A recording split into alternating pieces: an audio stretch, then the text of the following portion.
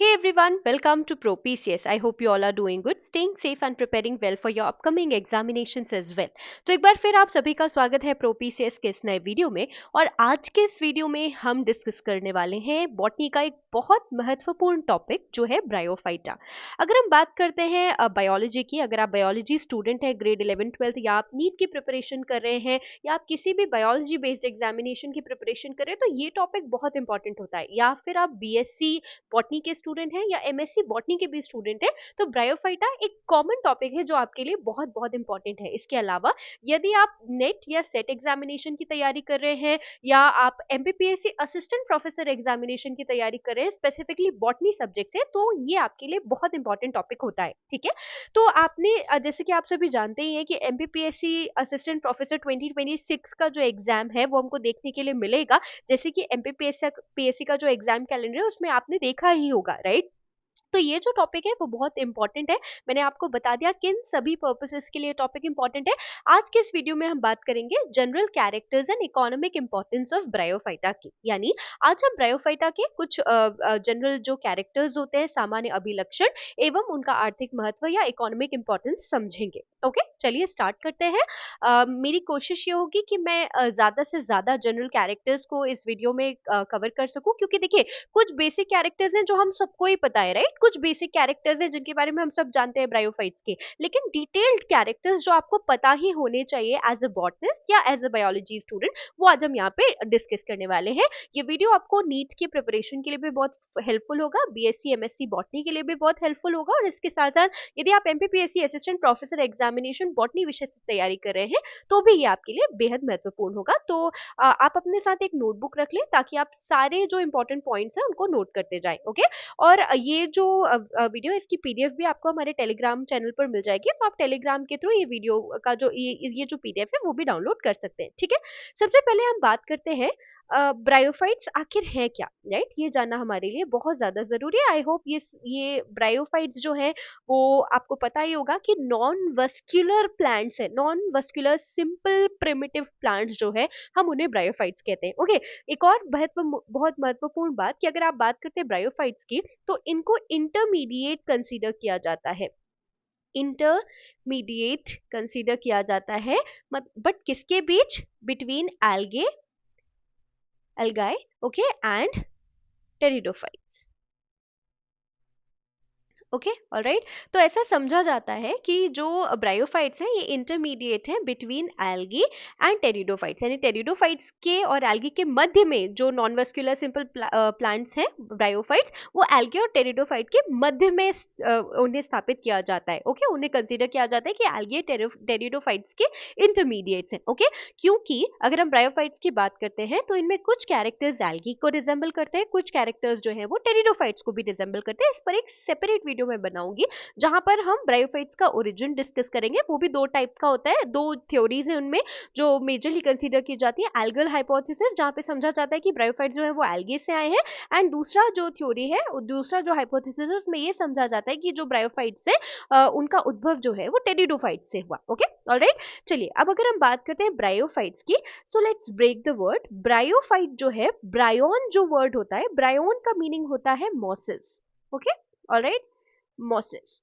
Alright. And अगर आप बात करते हैं फाइटा मीन्स प्लांट, राइट? तो अगर आप इस वर्ड को ब्रेक भी करेंगे, bryon means mosses and phyta means plant. Okay, तो अगर हमें कहीं पर ब्रायोफाइट को डिफाइन करना है तो what will be the best way? We can say that bryophytes are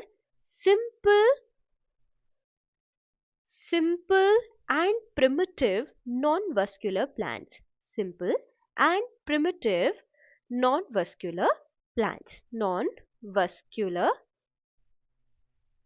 plants.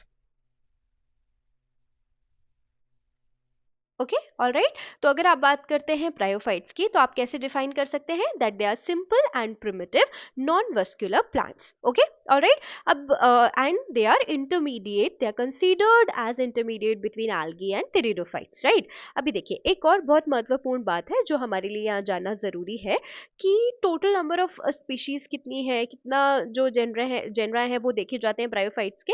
तो अगर हम ब्रायोफाइट ग्रुप के बारे में बात करते हैं, so the group is represented by 960 genera, okay, and around 24,000 species across the world. 24,000 species जो है वो ये ग्रुप रिप्रेजेंट करता है, ये बात भी आपको ध्यान में रखनी है. Okay, alright. अगर हम इंडिया के बारे में बात करें, so they are confined, if you talk about India, in India they are confined to northern and southern Himalayas, northern and southern Himalayas and Nilgiri mountains.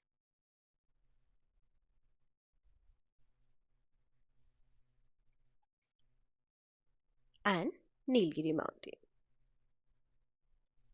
Okay, alright. चलिए अब हम बात कर लेते हैं क्लासेस की. अगर आप ब्रायोफाइटा डिवीजन के बारे में बात कर रहे हैं तो ब्रायोफाइटा की जो मेजर क्लासेस है वो कौन सी होंगी, उसको हम एक बार जल्दी से देख लेते हैं. Okay, alright. आई होप ये चीजें आपको यहाँ तक क्लियर है. Just give me a moment.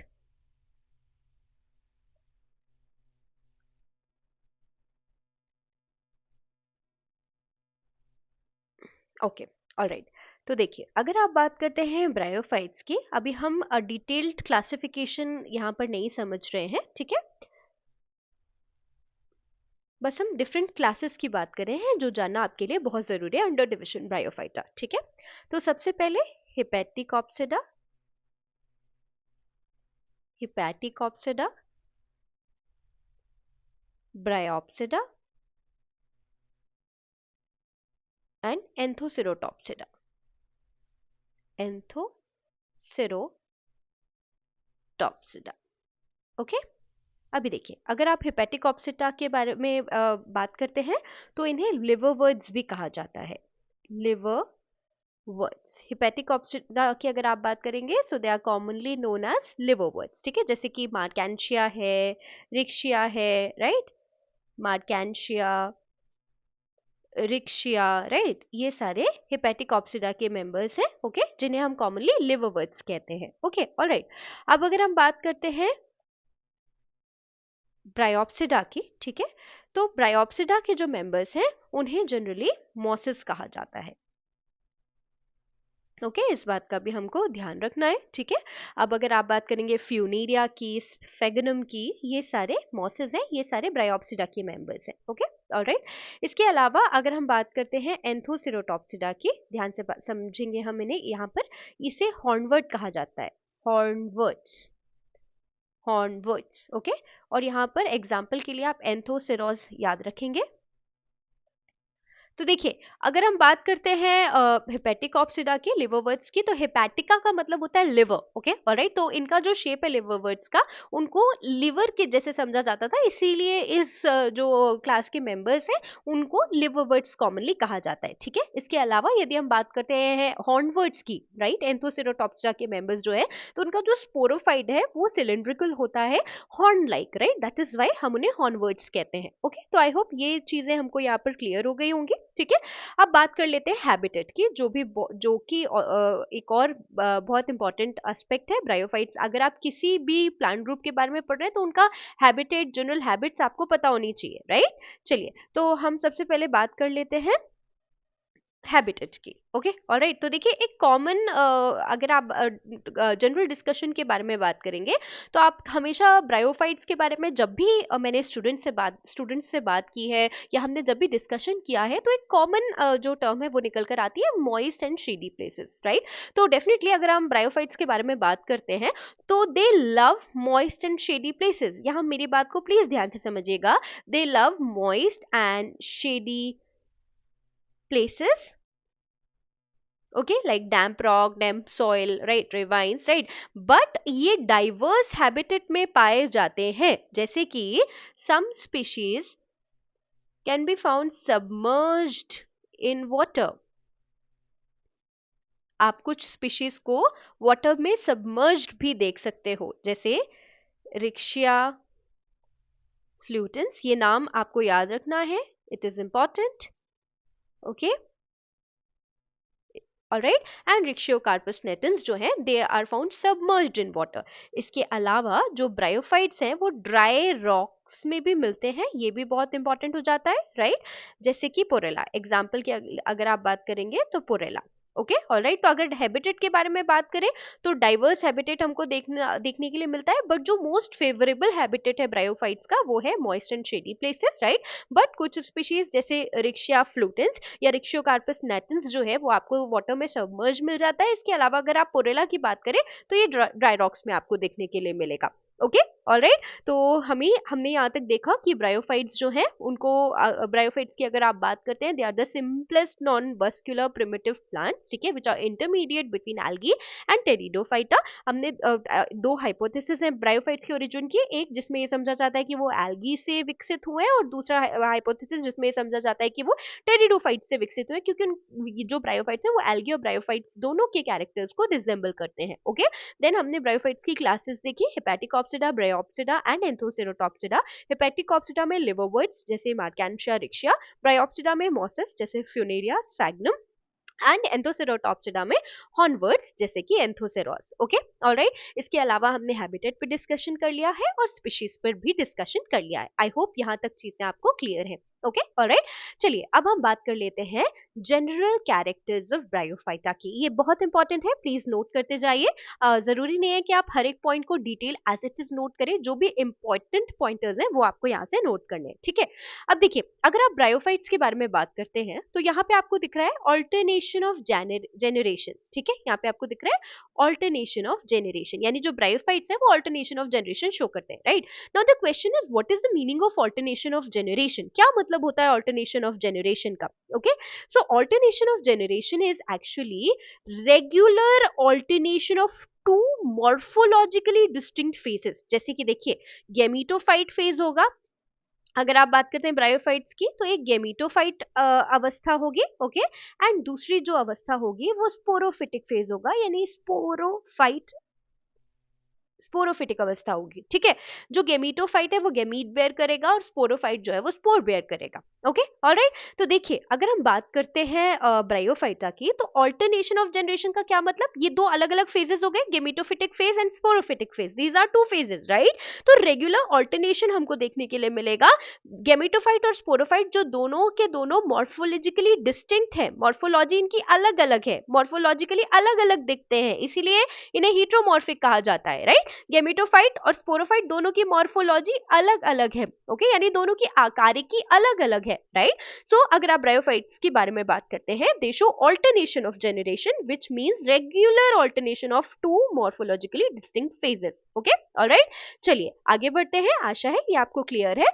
देखिए, अगर आप बात करते हैं गेमीटोफाइटा की, सॉरी गेमीटोफाइट्स की, तो याद रखेंगे कि जो गेमीटोफाइट है they are dominant, green, long lived, photosynthetic and independent. ये सारे पॉइंट्स आपके कीवर्ड्स हैं जो कि आंसर में होना ही होना चाहिए whenever you're writing a note on gametophyte of bryophytes, right? So this has to be in your answer. These are the keywords, right? that gametophyte जो है, जो गेमिटोफिटिक अवस्था है ब्रायोफाइट्स की, गेमिटोफाइट कैसे होंगे, डोमिनेंट होंगे, they will be green in color, long lived, photosynthetic and independent. Independent का मतलब ये स्पोरोफाइट से स्वतंत्र होंगे। Okay alright. सो अगर ब्रायोफाइट्स के बारे में आप बात करते हैं, तो gametophytic phase is the dominant phase in the life cycle of bryophyte, यानी अधिकतर समय की जो ब्रायोफाइट का जीवन चक्र होता है उसमें अधिकतर समय के लिए जो डोमिनेंट फेज रहेगा वो कौन सा रहेगा, गेमिटोफिटिक फेज रहेगा। ओके अब ये ग्रीन कलर का आपको देखने के लिए मिलेगा, फोटोसिंथेटिक होगा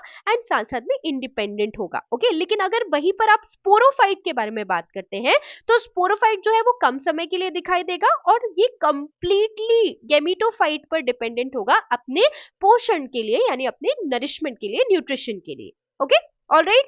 तो आई होप ये बात भी आपको क्लियर होगी। आगे बढ़ते हैं। अगर हम प्रिमिटिव फॉर्म्स ऑफ ब्रायोफाइट्स के बारे में बात करें, प्रिमिटिव यानी जो प्राथमिक फॉर्म्स रहे होंगे ब्रायोफाइट्स के, जैसे कि रिक्शिया या मार्कैंशिया, तो इनमें जो गेमिटोफाइट है वो प्रोस्टेट एंड थैलॉइड होता है। देखिए, बॉटनी में आपको हर एक शब्द का महत्व पता होना, मीनिंग पता होना बहुत ज्यादा जरूरी है।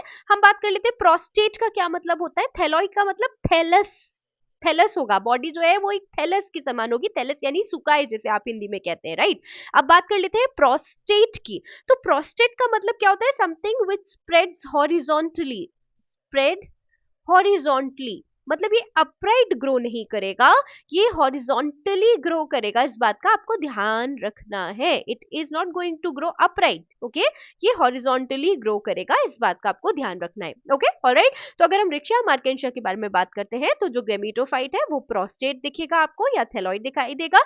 लेकिन अगर आप मॉसेस की बात करते हैं, ओके, मॉसेस यानी ब्रायोप्सिडा के जो मेंबर्स हैं जैसे फ्यूनेरिया है, स्फैग्नम है, राइट, तो इसमें जो आपका प्लांट बॉडी है वो इरेक्ट होगा और उसमें स्टेम के जैसे एक्सेस होंगे, लीफ के जैसे एक्सेस होंगे, क्योंकि अगर हम बात करते हैं ब्रायोफाइट की वो बहुत ज्यादा डिफरेंशिएटेड प्लांट ग्रुप नहीं है, ओके, याद रखिएगा, ट्रू रूट स्टेम लीव्स नहीं दिखाई देंगे आपको, राइट, तो याद रखिएगा कि प्रिमिटिव फॉर्म्स में गेमेटोफाइट जो है वो प्रोस्टेट और थैलॉइड होगा, थैलस के जैसा होगा और हॉरिजॉन्टली ग्रो करेगा। लेकिन अगर आप मॉसेस के बारे में बात करते हैं तो प्लांट बॉडी इरेक्ट होगी और स्टेम जैसी एक्सिस और लीफ लाइक अपेंडेजेस आपको देखने के लिए मिलेंगे, राइट। देखिए यहाँ पर अगर आप बात करते हैं असिस्टेंट प्रोफेसर बॉटनी एग्जामिनेशन की या आप बीएससी एमएससी के अगर स्टूडेंट है, सो अगर आप सिर्फ इतना लिख रहे हैं कि गेमेटोफाइट जो है प्रोस्टेट एंड थैलॉइड है, it is incomplete. Why? Because you need to specify that the gametophyte is prostate and thalloid in primitive forms, right? But if we talk about the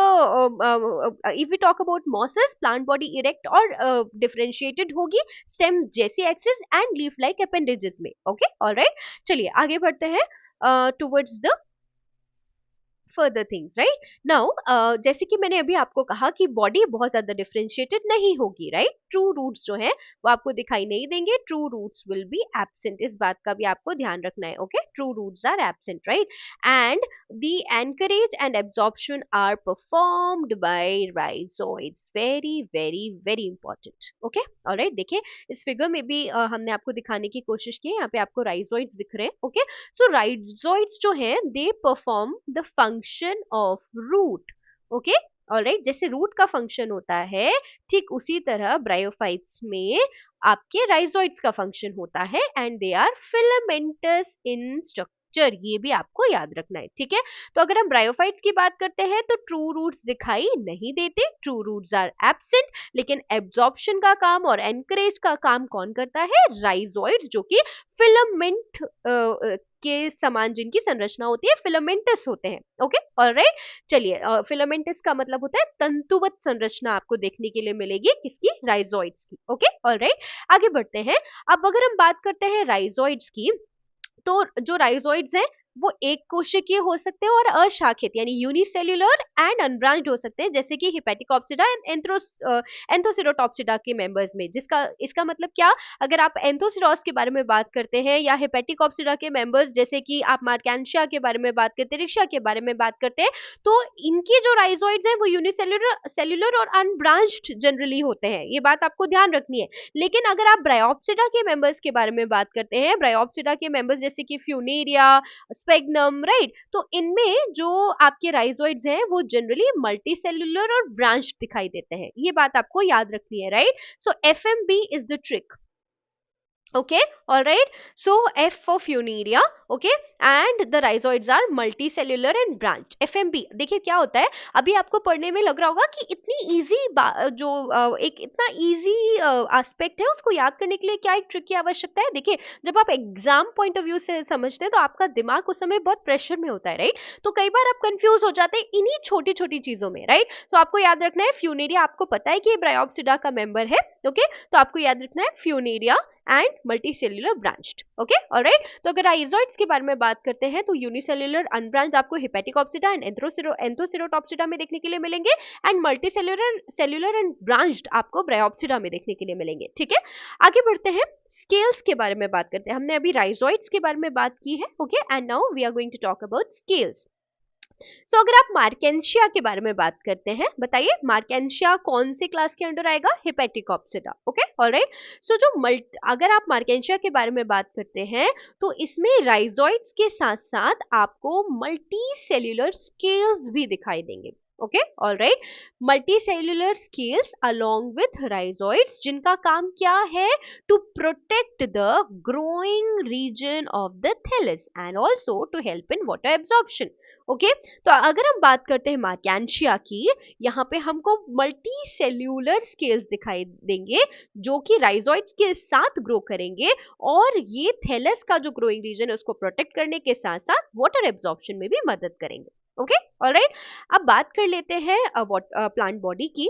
तो देखिए, अभी हमने डिस्कस किया था, हम जब डिफाइन कर रहे थे ब्रायोफाइट्स को, कि they are the simple primitive non vascular plants, right. Non vascular का मतलब क्या, कि इनमें वस्कुलर टिश्यूज नहीं होते, संवहनीय ऊतक जैसे जाइलम और फ्लोएम नहीं पाए जाते। ये बहुत सिंपल प्रिमिटिव स्टेज के प्लांट्स हैं, राइट। तो प्लांट बॉडी जो है उसमें मेजरली पैरेनकाइमेटस सेल्स होते हैं, इस बात को आपको ध्यान में रखना है, ये इंपॉर्टेंट पॉइंट है, right, that the plant body is composed of parenchymatous cells. और इस अगर हम बात करते हैं ब्रायोफाइट्स की, तो vascular tissues and xylem and phloem पाए नहीं जाते। ओके, टेरिडोफाइट्स के बारे में आप बात करेंगे तो टेरिडोफाइट्स में हमको वस्कुलर प्रिमिटिव टाइप का वस्कुलर सिस्टम देखने के लिए मिला था, जिसे हम स्टेलर ऑर्गेनाइजेशन कहते हैं। तो जब हम टेरिडोफाइट पढ़ेंगे तो वहां पर इस बात का ध्यान रखना है हमको, ठीक है। एंड इसका अगर आप बात करें कि प्लांट बॉडी के बारे में अगर आप बात करें, तो प्लांट बॉडी का जो साइज है वो बहुत ज्यादा नहीं होता। Okay, alright. देखिए, प्रॉपर रूट्स भी नहीं है इनके पास एब्जॉर्प्शन के लिए, ट्रू वस्कुलर टिश्यू भी नहीं है जिससे कंडक्शन हो सके to a greater height, right. ये कुछ की रीजंस है ब्रायोफाइट्स के स्मॉलर साइज के लिए। ओके, इस बात को भी आपको यहाँ पर ध्यान देना है, ठीक है। चलिए आगे बढ़ते हैं। Now if you talk about bryophytes, हम बात कर चुके हैं that they generally grow in moist and shady and humid places. Okay, but हमने एक्सेप्शंस की भी बात की थी, आप याद कीजिए। कुछ जो स्पीशीज हैं वो वाटर सबमर्ज्ड होती हैं, जैसे रिक्शिया फ्लूटेंस एंड रिक्शियोकार्पस नेटल्स, राइट। इसके अलावा अगर पोरेला के बारे में बात करें तो वो ड्राई रॉक्स में भी पाया जाता है, बट मोस्ट फेवरेट अगर आप इनका हैबिटेट पूछेंगे तो वो it will B moist, shady and humid places. Okay, also, if we talk about bryophytes, we call them the amphibian of plant kingdom. Why so? Because they require water for sexual reproduction. इन्हें अपना sexual reproduction पूरा करने के लिए जल की आवश्यकता होती है, जिस कारण इन्हें amphibians of plant kingdom भी कहा जाता है, राइट। आई होप ये आपको समझ आ गया होगा, क्योंकि इन्हें अपने प्रजनन या सेक्सुअल रिप्रोडक्शन के लिए, लैंगिक प्रजनन के लिए जल की आवश्यकता होती है, इसीलिए हम इन्हें एम्फीबियंस ऑफ प्लांट किंगडम कहते हैं। ओके, ये बहुत प्रोमिनेंट क्वेश्चन है, कई बार पूछा जाता है that why bryophytes are called as the amphibian of plant kingdom. Okay, now let's talk about the vegetative reproduction, that is asexual mode of reproduction.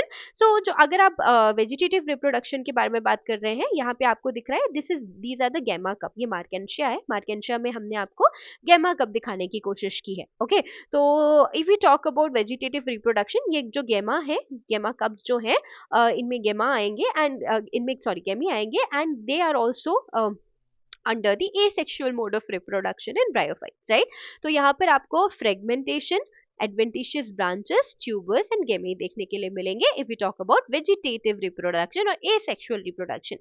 but if we talk about sexual reproduction, right, तो किस type का sexual reproduction होगा, ये भी बहुत ज्यादा important है। oogamous type का sexual reproduction होगा। ओके, याद रखें, जो मेल सेक्स ऑर्गन है उसे एंथीरिडिया बोलेंगे हम, right. Male sex organ antheridia, okay, जो कि एंथ्रोजॉइड प्रोड्यूस करेगा, and the female sex organ जो रहेगा it will be archegonia. Okay, तो यहाँ पे आप जैसे देख सकते हैं, हम यहाँ पे आर्कीगोनिया देख रहे हैं, आर्कीगोनियल सेल देख रहे हैं यहाँ पर। सो अगर आप यहाँ पर देखें, दीज आर द, जो ये इस टाइप का शेप आपको दिखाई दे रहा है, it is the ventral cell. Okay, alright, ventral canal cell. और यहाँ पर आपको ऊपर की तरफ जो दिखाई दे रहे हैं, the neck canal cell. Okay, alright. तो अगर हम आर्कीगोनिया के बारे में बात करते हैं, तो आर्कीगोनिया एक फ्लास्क की तरह दिखाई देता है, जिसमें आपको नेक सेल और वेंट्रल सेल देखने के लिए मिलेंगे। ओके, और अगर हम एंथीरिडिया के बारे में बात करते हैं, तो एंथीरिडिया बाइफ्लैजिलेट एंथ्रोजॉइड्स जो हैं, जिनको आप मेल गैमीट्स कह सकते हैं, वो प्रोड्यूस करता है। ओके, तो हमने बात की एसेक्सुअल रिप्रोडक्शन की। एसेक्सुअल रिप्रोडक्शन जो है वो vegetative reproduction, fragmentation, adventitious branches, tubers और गैमी के द्वारा देखने के लिए मिलेगा। और अगर आप सेक्सुअल रिप्रोडक्शन की बात करते हैं, oogamous टाइप का हमको देखने के लिए मिलेगा। सेक्स ऑर्गन्स, अगर आप मेल सेक्स ऑर्गन के बारे में बात करते हैं, एंथीरिडिया, जो कि एंथ्रोजॉइड यानी मेल गैमीट प्रोड्यूस करेगा, जो बाइफ्लैजिलेट होंगे। और साथ में आर्कीगोनिया जो है फीमेल आपका ऑर्गन, सेक्स ऑर्गन है, जो कि फ्लास्क शेप का होता है और जिसमें नेक और वेंट्रल सेल्स जो है वो देखने के लिए मिलते हैं। ओके, इसके अलावा हमने डिस्कस ही कर लिया कि जो फर्टिलाइजेशन है वो वाटर डिपेंडेंट है, इसलिए इन्हें एम्फीबियन ऑफ प्लांट किंगडम कहा जाता है।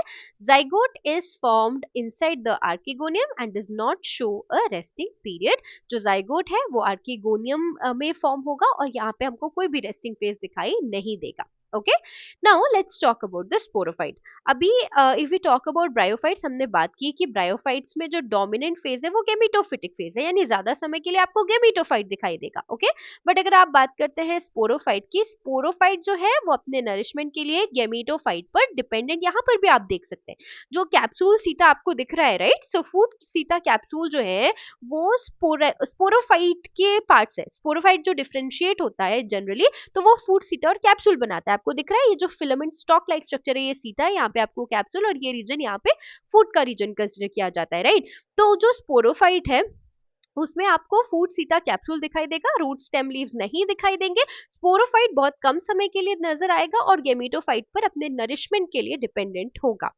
Okay, alright. अब देखिए क्या होगा, स्पोरोफाइट है तो क्या बनाएगा, हमने अभी डिस्कस किया, स्पोर्स बनाएगा। Okay, now these spores will be formed inside the capsule. Okay, और ये कैसे नेचर के जो आपके स्पोर्स रहेंगे, ये कौन से डिविजन से बनेंगे, मियोसिस डिविजन से बनेंगे। ओके, मियोसिस डिवीजन से बन रहे हैं, तो ये कैसे होंगे, हैप्लॉइड होंगे। ओके, और साथ साथ में ये नॉन मोटाइल होंगे। नॉन मोटाइल में कोई फ्लैजिला वगैरह नहीं देखने के लिए मिलेगा, और ये विंड के द्वारा डिस्पर्स होंगे। ओके, और जैसे ये डिस्पर्स होंगे तो ये जर्मिनेट कर जाएंगे to form a gametophyte. Okay, अगर लिवरवर्ट्स की अगर आप बात करें तो वहां पे आपका गेमिटोफाइट बनेगा, और अगर आप मोसेस के बारे में बात कर रहे हैं तो प्रोटोनीमा स्टेज बनेगा। जब जुवेनाइल स्टेज में गेमिटोफाइट रहता है, आप उसे प्रोटोनीमा स्टेज कहते हैं, जो कि मोसेस में देखने के लिए मिलता है। तो जब भी इन स्पोर्ट्स को फेवरेबल कंडीशन मिलेगी, स्पोर्ट्स बनेंगे कहाँ, स्पोरोफाइट में। ओके, तो स्पोरोफाइट जो है वो किस में डिफरेंशिएट होगा, फूड सीटा और कैप्सूल में, बट इसमें रूट स्टेम और लीव्स देखने के लिए नहीं मिलेंगे। जो आपका कैप्सूल है उसके अंदर स्पोर्स का फॉर्मेशन होगा मियोसिस प्रोसेस के थ्रू, इसलिए जो स्पोर्स है वो हैप्लॉइड होंगे, वो नॉन मोटाइल होंगे, और साथ साथ में विंड डिस्पर्स होंगे, यानी विंड के द्वारा डिस्पर्शन जो स्पोर्स है उनका होगा। Okay, as soon as they get the favourable conditions, तो या तो वो थैलॉइड फिलामेंटस गेमिटोफाइट बनाएंगे लिवरवर्ट्स के कंडीशन में, लिवरवर्ट्स के केस में। ओके, या तो वो प्रोटोनीमा बनाएंगे in cases of moss. Okay, so I hope we are clear so far. So these were the general characters of bryophytes. हमने यहाँ पर देखा कि ब्रायोफाइट्स की अगर आप बात करते हैं, दे love moist shady and damp places. हमने एक्सेप्शंस के बारे में बात कर ली। देन ऑल्टरनेशन ऑफ जनरेशन हमको देखने के लिए मिलता है, जहाँ पे आपको गेमिटोफाइट और स्पोरोफाइट देखने के लिए मिलेगा। गेमिटोफाइट जो है वो डोमिनेंट है। Okay, alright, photosynthetic green colour का देखने में है, एंड साथ साथ में it is independent of sporophyte. जो गेमिटोफाइट है वो स्पोरोफाइट पे डिपेंडेंट नहीं है। Okay, then we have also talked about sporophyte, जो कि डिफरेंशिएट होगा किसमें, आपके फूड सीटा एंड कैप्सूल में। ओके, ऑलराइट, जहां पे कैप्सूल में स्पोर्स का फॉर्मेशन होगा, एंड जब ये स्पोर्स जर्मिनेट करेंगे तो वापस से गेमिटोफाइट या प्रोटोनीमा का फॉर्मेशन करेंगे। इसके बाद हमने वेजिटेटिव रिप्रोडक्शन देखा, गैमा के द्वारा, फ्रेगमेंटेशन के द्वारा, ट्यूबर्स के द्वारा, and we have also discussed about the sexual reproduction, जहां पे आर्किगोनिया में जाइगोट का फॉर्मेशन होगा without any resting phase. Antheridia जो है वो मेल आपका रिप्रोडक्टिव ऑर्गन है। ओके, मेल सेक्स ऑर्गन है जो एंथ्रोजोइड प्रोड्यूस करेगा, जो कि बाइफ्लैजिलेट है। सेक्सुअल रिप्रोडक्शन गेमस टाइप का होगा। ओके, ऑलराइट, तो ये सारे जनरल कैरेक्टर्स हमने डिस्कस किए ब्रायोफाइट्स के बारे में। अब बात कर लेते हैं इकोनॉमिक इंपॉर्टेंस की।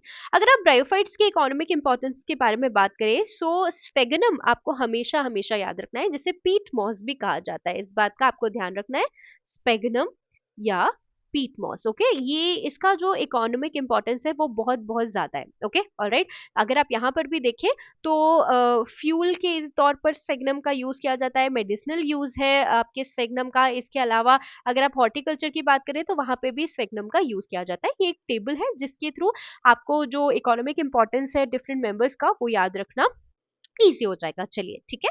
तो अगर आप ब्रायोफाइट्स के बारे में बात करते हैं तो ये पायनियर प्लांट्स होते हैं बेयर रॉक्स में, और ये सॉइल फॉर्मेशन में मदद करते हैं by accumulating dust and organic matter. And साथ-साथ में क्योंकि ये सॉइल पार्टिकल्स को बाइंड करके रखते हैं, तो ये सॉइल इरोजन को भी प्रिवेंट करने में हेल्प करते हैं। अगर आप बात करते हैं फ्यूनेरिया की, पॉलीट्राइकम की, तो मार्केंशिया इसके एग्जांपल्स हैं। देखिए, आपको एग्जांपल्स कोट करना बहुत ज़्यादा ज़रूरी है। Okay? If you talk about mosses, mosses यानी ब्रायोप्सिडा के मेंबर्स, फ्यूनेरिया, स्फेगनम, राइट? तो इनमें एब्जॉर्प्शन और वाटर रिटेंशन कैपेसिटी बहुत हाई होती है, राइट? ये बात आपको याद रखनी है। अगर आप स्पेगनम के बारे में बात करते हैं ना, तो ये 20 टू 25 टाइम्स वाटर को होल्ड कर सकता है as compare to its dry weight, right? तो जो मॉसेस है, ये वाटर को एब्जॉर्ब कर सकती है, साथ में ये रिटेन भी कर सकती है वाटर को, जो कि सॉइल में मॉइस्चर को रिटेन करने में, मेंटेन करने में हेल्प करता है, और साथ साथ में इकोसिस्टम में वाटर बैलेंस को भी रेगुलेट करने में मदद कर सकता है। ओके? तो ये बात थी। अगर आप यहाँ पर देखें, यहाँ पे आप एग्जाम्पल में स्फेगनम कोट कर सकते हैं। ओके? इसके अलावा अगर आप स्फेगनम की डेड रिमेन्स के बारे में बात करें, तो वो पीट का फॉर्मेशन करते हैं, जिसे फ्यूल की तरह इस्तेमाल किया जाता है, और साथ साथ में ऑर्गेनिक सॉइल कंडीशनर की तरह। अगर आप स्फेगनम के बारे में बात करें, तो पॉटिंग मीडियम, सीडबेड मटेरियल और सॉइल कंडीशनर के लिए भी यूज किया जाता है। वाटर होल्डिंग कैपेसिटी बढ़ाता है। अभी हमने बात की कि मॉस जो होते हैं, मॉसेस का water holding and retaining capacity बहुत अच्छा होता है। ठीक है? इसके अलावा अगर आप स्फेगनम के बारे में बात करें, तो इसे पैकिंग बल्ब की पैकेजिंग मटेरियल के लिए तरह भी इस्तेमाल करते हैं। कटिंग एंड जो लाइव प्लांट्स जो होते हैं, उनके ट्रांसपोर्ट में भी इसको यूज किया जाता है। Packaging material as a whole आप कह सकते हैं। Okay, alright? और इसका एग्जांपल डेफिनेटली स्फेगनम है। एंड इसके अलावा अगर हम बात करते हैं स्फेगनम मार्केंशिया पॉलीमॉर्फा की, तो इसमें एंटी बैक्टीरियल और एंटी फंगल प्रॉपर्टीज भी होती हैं। ओके? और इसे सर्जिकल ड्रेसिंग की तरह भी यूज किया गया था वर्ल्ड वॉर के टाइम, क्योंकि अभी हमने बात की इसमें एब्जॉर्बेंट नेचर बहुत ज्यादा होता है। मॉसेस बहुत एब्जॉर्बेंट होती है, इनकी रिटेंशन कैपेसिटी बहुत ज्यादा, वाटर होल्डिंग कैपेसिटी बहुत अच्छी होती है। Okay, alright? तो यहाँ पे हमने कोशिश की है स्पीशीज के नेम को इंक्लूड करने की। ये बहुत ज्यादा इंपॉर्टेंट है। जब आप इकोनॉमिक इंपॉर्टेंस लिख रहे होते हैं, तो आपको वहां पे स्पीशीज का नेम इंक्लूड करना चाहिए, और साथ साथ में जो नेगेटिव एस्पेक्ट्स हैं उनको भी डिस्कस करना चाहिए। ये बात याद रखें। Okay, alright? So I hope ये वीडियो आपके लिए हेल्पफुल रहा हो। आज हमने डिस्कस किया ब्रायोफाइटा के general characters and economic importance. इसके बाद हम ब्रायोफाइट्स में रिप्रोडक्शन को भी डिस्कस करेंगे। इसके अलावा आपके कोई भी डाउट्स हैं, आप कमेंट्स के माध्यम से हमसे पूछ सकते हैं, और ये पीडीएफ आपको टेलीग्राम चैनल में के थ्रू हमारे मिल जाएगा। So thank you so much for watching this video. I hope it was helpful for you. अगर आपको वीडियो पसंद आया तो वीडियो को लाइक और सब्सक्राइब करना ना भूलें। मिलते हैं अगले वीडियो में। तब तक के लिए अपनी तैयारी करते रहिए और आगे बढ़ते रहिए। नमस्कार।